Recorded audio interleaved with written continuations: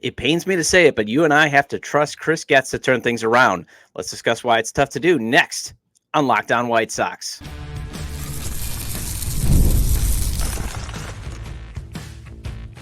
You are Locked On White Sox, your daily Chicago White Sox podcast. Part of the Locked On Podcast Network, your team every day.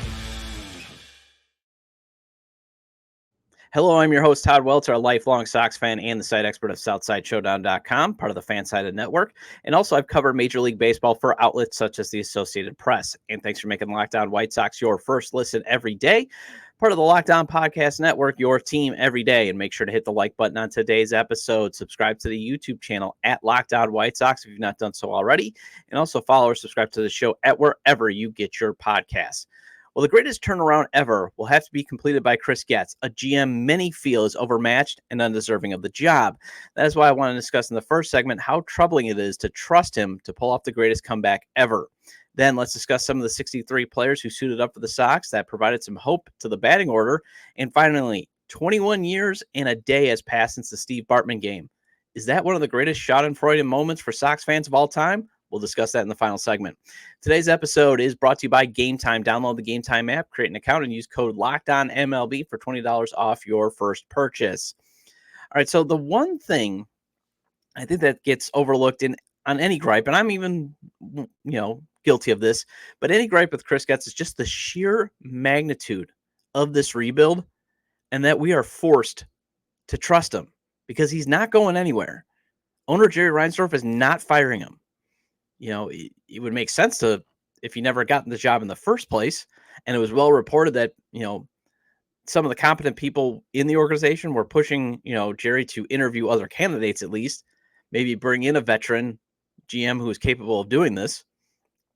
But nope, Chris Getz was the guy that was going to turn things around quickly. And then when both realized, this can't be done quickly, Chris still has the job and is going to have the job because he's Jerry's handpicked guy. But he has to return this franchise to being competitive after the team figuratively hit rock bottom as having the worst season of all time. And in the context sense, people, for all you literal folks who, again, keep giving me the 1899 Cleveland Spiders, remember that owner owned another team and put all his best players on that team. And you can say, well, the 1916 Philadelphia A's had the worst winning percentage. Okay. But they operated in a time when they didn't have data analytics technology. They were still traveling by trains. They were probably still using one or two scouts. Okay? So in the context, the White Sox had the worst season ever because it should not have happened. You should not be this bad in this day and age. I mean, you can lose 110, 115 games if you're trying. But remember, Chris Getz was hired to turn things around quickly. Just saying. And also, I should be careful about throwing out rock bottom as there's still another low point the Sox could hit, and that is finishing with the worst winning percentage in the modern era. I mean, they flirted with the 1916 Philadelphia A's record, and next year's team figures to be just as bad. And that's another reason to feel uneasy about having to trust Chris Getz to be able to accomplish such a massive undertaking. I don't trust him to suddenly put together a better roster that is going to be capable of even losing 90 games. His ability to grab players off the scrap heap, grab effective players off the scrap heap, is terrible. And you and I saw that. It's the reason why this team lost 121 games. I mean, we're already dreading next season. We shouldn't be dreading next season. We should be looking at it with maybe some hope. And yes, it's sad that the standard would be could you just please lose 90 games? But I'm not confident that they're going to be able to, lose 105. And having the state of having to trust Getz to get the team back to being competitive is so uncomfortable. First, a competent owner would recognize in this instance, Getz needs a boss with the official title, and it can't be Tony La Russa. I mean, because Getz technically has a boss in La Russa. Just he's the shadow GM. He says he's the advisor, but come on, look, follow the clues. Phil Nevin and Daniel Descasso are getting interviews for the manager job. And who do they have ties to? Tony La Russa. But, think about it. When putting a boss over Chris Getz in this instance, is in the right context. Not like, say, like what the Marlins did with Kim Ng, who I would love to be in charge of the White Sox right now. And I'm circling back to her because the Marlins did that. They tried to put a boss over her after she put together a playoff roster. And second, Getz has yet to meet the data points with flying colors that he's capable of such a massive rebuild, other than the Dylan Cease deal and hiring Brian Bannister as the pitching czar and Josh Barfield as his assistant GM. I do like those moves, but free agency was a disaster outside of Paul DeJong, and even then, that was half a disaster because Paul DeJong was brought in to upgrade the defense at shortstop, and he was actually worse than Tim Anderson defensively. He just hit a lot of home runs. The trade deadline also gave us a disaster data point. Miguel Vargas, everybody. And all those data points point to a GM that I'm not sure is capable of meeting the next data points to show he's capable of this massive rebuild being a success. Suppose things start to spiral out of control next year in the dog days. He's reportedly incapable of multitasking. This year's reports, and it was well reported about how the Sox just fell apart to the point that they lost 121 games. There were reports that while the Sox were just crumbling in June and July, that Getz was so focused on the draft, and rightfully so. There's nothing wrong with it. Was such an important draft because how the Sox are going to be so the Sox finishing with 121 losses will not yield a top 9 pick because of the new rules. They had to hit on this top 5 pick that they had. So I get it. But while they were drowning at the big league roster, Chris Getz was nowhere to be found. Walk and chew gum at the same time, man. Especially when hindsight was 2020, you had some solutions in your system to help the bullpen, and that was a big reason why you were losing a lot of these games. Your bullpen kept blowing leads. And you had some guys there that you could have went with earlier. That's why I say hindsight being 2020. Don't be afraid to take a risk there, Chris. But there's a time for patience in a rebuild, and then there's also a time for a quick hook. And I haven't seen Getz meet that moment either. You should be patient with younger players and quick to DFA underperforming veterans. And he didn't do any of that. You and I got stuck having to watch Martin Maldonado, Tim Hill, and yes, he sucked for the Sox. Just face it, okay? I don't care what he's doing with the Yankees. He was terrible for the White Sox. We had to watch him and John Brebbia be terrible on a nightly basis, far beyond when they should have been cut. And then this false view to seeing something that isn't there is also another concern, as evidenced by giving Tommy Pham a roster spot, thinking his trade value would be better than 2023, and Miguel Vargas just being given a runway to reach his AAA stats. To be that former top 100 prospect, he needed a runway. Miguel Vargas was given a runway in LA. He was given 434 at-bats and hit .201 with a .658 OPS and 11 home runs in his 3 seasons with LA. He was given 81 games in 2023. And to start, too. It wasn't like you gave him a few weeks like you did with Dominic Fletcher. They gave Miguel Vargas a runway. And he showed that he's going to be nothing more than maybe a utility player. But Chris Getz completely ignored Vargas having the same problem as the Sox top hitting prospect, Colson Montgomery, and he trades his 2 best veteran assets in Eric Fedde and Michael Kopech basically for Vargas. And that is a huge fear of him not being able to undertake this massive rebuild because he can't see his own team, can't fix flaws with the players that they have in their lineup. Your top hitting prospect can't hit velocity. Why bring in another guy that's supposed to be a crown jewel who can't hit velocity? And have you seen any hitter really get better under the Chris Getz regime? When you got to point to Lenyn Sosa, you got some problems. And I'll discuss him and Korey Lee in the next segment. But otherwise, you and I just keep seeing some flashes. I'm comfortable with the pitching and Brian Bannister. Maybe go find your hitting guru then. Now, the only thing that makes me feel somewhat comfortable with Getz is he's been very good at getting owner Jerry Reinsdorf to embrace modernizing the front office. It's hard to give Getz a lot of credit for identifying the front office problems because anyone could have done that. But actually convincing the owner to authorize this change, that's impressive. Well, let's discuss those few hitters of the 63 players who suited up for the Sox this year that actually gave hope of being part of better days for the club. Next, on Locked On White Sox.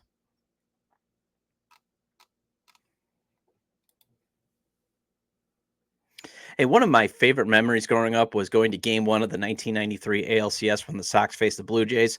Sure, the end result wasn't great, and Michael Jordan's retirement leaked out, but it was a neat memory I have going to the game with my dad.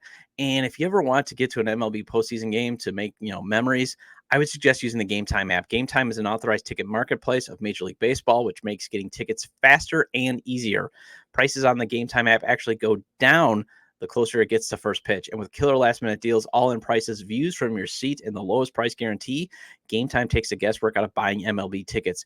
You can also use the Game Time app to get great prices for prime seats to the upcoming Chicago Blackhawks home opener. The app features a panoramic view from your seat in the app before you buy. Save even more when you choose a section and let Game Time choose the seats. Game Time makes it easier to save money on sports, concerts, comedy, theater, and more. Take the guesswork out of buying MLB tickets and more with Game Time picks. Download the Game Time app, create an account, and use code LOCKDOWNMLB for $20 off your first purchase. Terms apply. Again, create an account and redeem code LOCKEDONMLB for $20 off. Download Game Time today. Last minute tickets, lowest price, guaranteed.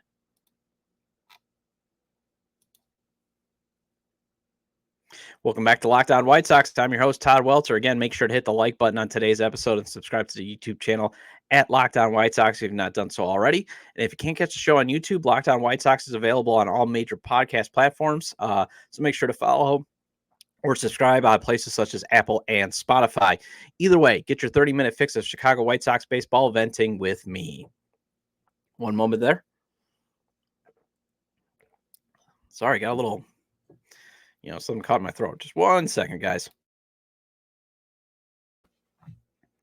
And gals. All right, so the White Sox suited up 29 different position players, but did not have a lot of guys come through that provided a lot of hope that they could help the team get back to being competitive by, say, the end of the decade. And if they do, it'll be in a backup role, as that is how I would categorize Korey Lee and Lenyn Sosa. Otherwise, you got some flashes in Bryan Ramos, Brooks Baldwin, and if you squint really hard, maybe Dominic Fletcher and Zach DeLoach. And that points back to why such a massive rebuild is very, very hard for me to trust Chris Getz to undertake and to be able to accomplish. He badly whiffed on adding an immediate impact back with his two best assets in Eric Fetty and Michael Kopech. I mean, those were some great assets to move, to potentially get a decent hitter. I mean, the Twins were offering a top 100 prospect. Granted, he was number 92, but they offered, and that Getz decided, well, I can't help out a division rival for a pitcher with a year and a half of control who did turn out to be like, man, I miss Brian Bannister. Make the deal. Because again, you are so far away from contending in the division. You are very far away. So for anybody that says you can't help out a division rival, be bleeping S. Okay? Now, you do got Edgar Caro on his way, but he's just one man. Colson Montgomery should have a big league career, but it's looking more and more like Paul DeYoung's big league career than Corey Seager's. Hence why I wanted to really hammer home just how massive this rebuild is going to be and how it's frustrating you and I have to trust Chris Getz to do it, as we got no choice. I mean, he's the guy. I don't see Jerry Reinsdorf waking up today and saying, you know what? You're right. Kim Ng is out there. I'm going to hire her. It's not happening. But anyways, back to those that at least gave us a glimmer of sunny days ahead. Korey Lee finished with some mediocre numbers at the plate, 210, 244, 347 slash line with 12 home runs. He was a 0 B-WAR player and then a 64 WRC plus. He was a minus 0.4 F-WAR player. But considering he hit 0.077 in 2023 during his cup of coffee, and he was looking like a guy that was like, man, this guy is not going to be a Major League Baseball player, you'll take those numbers. And also, those are at least the numbers of a solid backup catcher under team control through the rest of the decade. So you got to love that. And if, say, Edgar Caro is better suited to DH, or maybe they want to keep him fresher and move him to, say, first base, you have at least a replacement level catcher at the plate with some desirable defensive metrics. And framing obviously needs to get better, but I'm actually not too worried about framing because I really do believe in my heart of hearts that we are going to get an automated strike zone at some point. I mean, it's way too inconsistent, and it's just way too easy to just implement an automated strike zone, or at least a check of the manager, of the umpire in terms of questionable balls and strikes. So that's why I'm not too worried about framing. Blocks above average too has to get a little bit better. But the pop time and the throwing out base runners is amazing. And he just gets up out of his stance and he is gunning down base runners. And I keep harping, the best lineups to construct for guaranteed rate field, the field that you play 81 games at, and you should always be, one of the basic roster constructions of Major League Baseball should be construct a roster that is successful at your home field where you play 81 games at, is usually you're going to have 4 to 5 sluggers and then 3 to 4 excellent bat to ball on base machines with speed. So ideally it's 5 sluggers, 3 of those speed guys, and then a catcher with some pop who can call a good game and gun down runners. And Korey Lee fits that. So catcher is the one spot you and I don't have to worry about for the rest of the decade. It's covered. It should be fine. And I'm actually putting Lenyn Sosa here only for his strong finish to the season. As I keep calling Lenyn Sosa, he's Godfather 3. And I've been harsh on him, but again, he's Godfather 3. It's not the best movie of the 3, but it's got the best line. Just when I think I'm out, they pull me back in. And that's what Lenyn Sosa does. Just when you want to be out on him, he pulls you back in to think maybe there's something there. And he had a 388 average and a 992 OPS over his final 22 games. He went from a 174 average that he had in August and a 379 OPS for the month of August to a 374 average and a 964 OPS in September. So you at least get some encouragement. And if he even for the entire season puts up 75% of what he did in September, that's a darn good year. You take that. But at least he proved he's capable of holding down second base next year until some sort of long-term solution is found. Because once again, the White Sox are going to have to find another long-term solution at second base. They've been trying to replace Ray Durham. Ray Durham's been gone since 2003, if the math is correct. But maybe it's Brooks Baldwin, who gave brief flashes that he can hit some doubles to right. He was doing a really good job of, pulling, getting the ball to right field, getting it over the hitter's, the fielder's head, or at least getting it to the warning track. He's obviously not going to crush a lot of home runs, but he can definitely rip some doubles to right. And the injury wiped out the last couple of weeks of his season, but it's worth seeing if he can be the bridge shortstop while Colson Montgomery again gets some more at bats at AAA to start the year. And then if Baldwin proves he's capable of, routinely hitting those doubles to right, maybe he can slide over to second base long-term. Bryan Ramos had a great start to his career, got hurt, took some time to recover, showed better production at AAA, as he got healthy and he came up, to the big leagues. And then he had a heck of a final week of the season when he got called up. Really like the profile that he has a very high ceiling, and he kind of showed that maybe he's capable of doing it. This front office, though, sounds like they're going to still give Vargas runway at third, so it could mean Ramos moves to the outfield. And they did have him practicing taking fly balls, but I think that's a mistake because I've seen enough of Vargas to feel like he's not even going to be Lenyn Sosa at his best. Miguel's going to be a utility guy, probably. Finally, Dominic Fletcher is the poster boy of the team, failing to be patient with young hitters. Only got a few weeks to prove he was a long-term solution in right. Gets demoted so Tommy Pham can get at bats. Came back up, showed his glove is elite, but the jury's still out on his bat. But I want a longer runway for him. I want to be able to see, can he actually hit? Or even Zach DeLoach, who has the ability to get on base. He showed a little bit to me. But again, outside of Ramos's upside and hopefully Carroll being a stud, you got a lot of squint and maybe there's something there. All right, well, the Steve Bartman game happened 21 years ago yesterday. Let's discuss if that is the greatest Schadenfreude moment in Sox history after the break on Locked On White Sox. Hey, NFL fans, you can start the season with a big return on FanDuel, America's #1 sports book. So when you get a hunch in the middle of the game, you can check out the latest stats, view live play-by-play, and so much more on the same page where you place your bets. You'll get started with $200 in bonus bets guaranteed when you place your first $5 bet. FanDuel is great for futures, props, and parlays. The traditional spreads, over, under, and money lines, they're fantastic too, but the chance to win big is in the futures, the props, and the parlays. The Bears are off this Sunday, but say you are hate watching the Packers and want to make some money off of it, the Texans are at plus 2.5, and the over of 47.5 is a chance to nearly triple your money at plus 270 if you parlay that.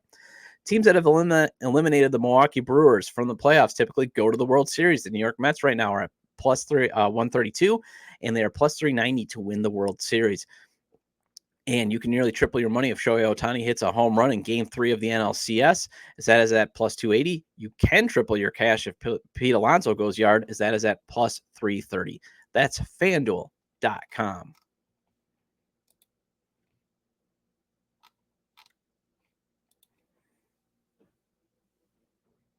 Welcome back into Locked On White Sox. I'm your host, Todd Welter. Again, shout out to all my everydayers. Appreciate your loyalty. Again, please hit the like button on today's episode if you're watching on YouTube.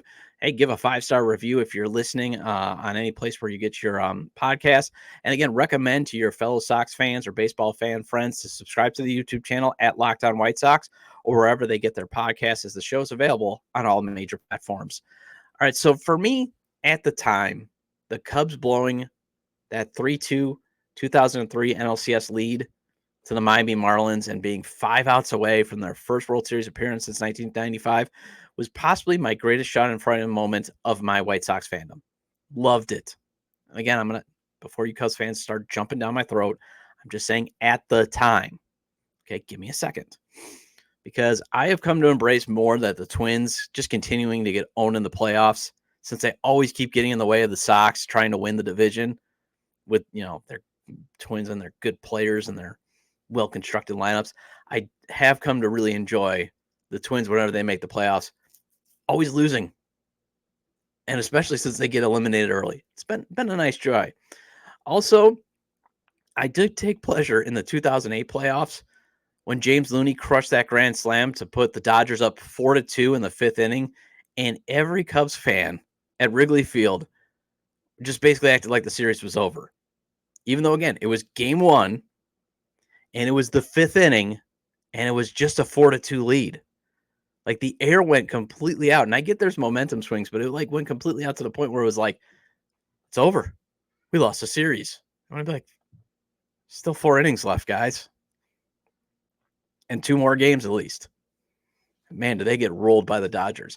And in hindsight, I really enjoyed watching that. I really enjoyed watching the White Sox at least survive one more game than the Cubs and one more game. And even the Brewers lasted one more game than the Cubs, watching them, because remember the Cubs, we got Kosuke Fukudome winning the World Series. I didn't understand how that logic worked, but it did. And then, man, did they get rolled. But hindsight has made the Bartman game, realize it's not Steve Bartman's fault. The Cubs blew a 3-0 lead in the 8th inning and then gave up 8 runs in that inning. It wasn't his fault. Alex Gonzalez, hey, maybe make that next play. And guess what? The Bartman situation is merely a footnote of, hey, the Cubs had to overcome this fan potentially ruining a great moment. Look at that. Moises Alou misses that catch, but look, Gonzalez makes the next play, and the Cubs are on their way. Nope.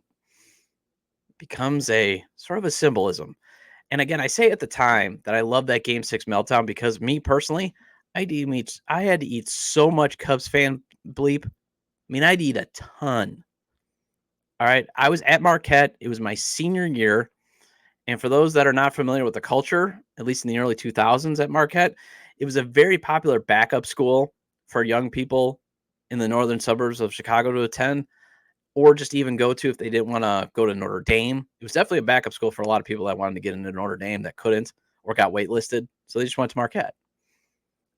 Or again, you lived in the suburbs of Chicago, but you kind of wanted to get out of state, but you didn't want to go too far away.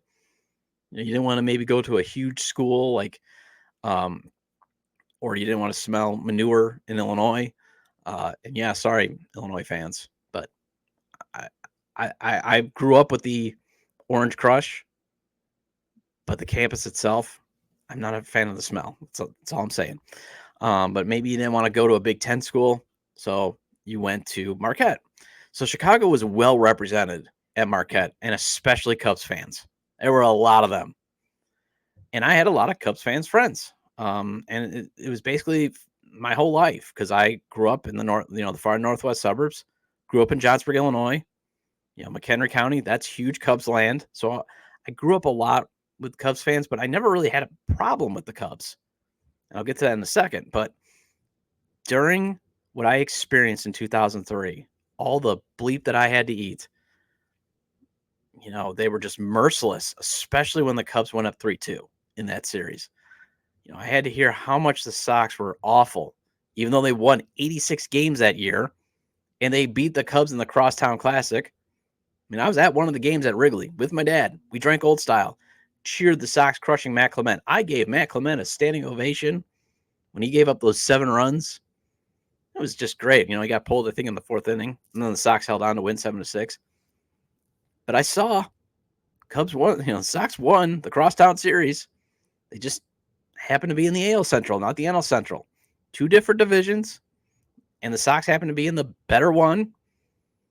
The Sox didn't get the benefit of having to play, the Pirates and the Brewers. They actually had to play the Minnesota Twins, who were darn good that year, and they got in. But the Cubs, with their 88 wins, they get in, and that's all I heard was how great the Cubs were in the playoffs and how it was in the bag with Pryor and Wood going in Game 6 and 7. It's in the bag, even though you hadn't been to the World Series since 1945. I wouldn't say anything's in the bag. And then karma. Steve Bartman and about 20 other fans. Everybody forgets, Steve Bartman just happened to be the poor soul where the ball landed on.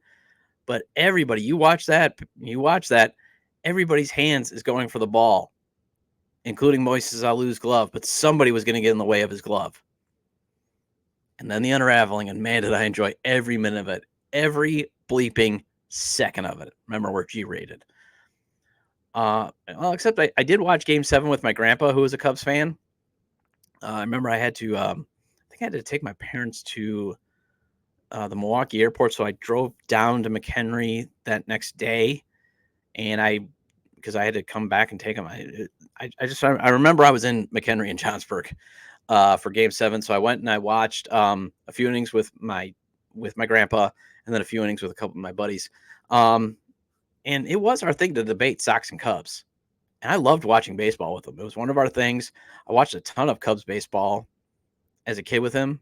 And it being on WGN, when I wanted to watch their cartoons that were on WGN, because WGN had the best cartoon lineup in the afternoon. They had Rescue Rangers, they had DuckTales, and they had Tailspin and Darkwing Duck. You wanted to watch it. And then you'd come home from school, and there would be a Cubs game on in April and May, and you'd be like, oh, man, no, screw it. I'll just watch baseball. And I think that was the other thing with all the crap I took with Cubs fans. I had nothing against the team, except my playful banter with my grandpa. I was just raised to be a Sox fan by my dad, who was raised by my grandpa to be a Sox fan. And side note, the only reason why my grandpa became a Cubs fan was he always believed television should be free. So when the Sox moved to cable, he swore them off.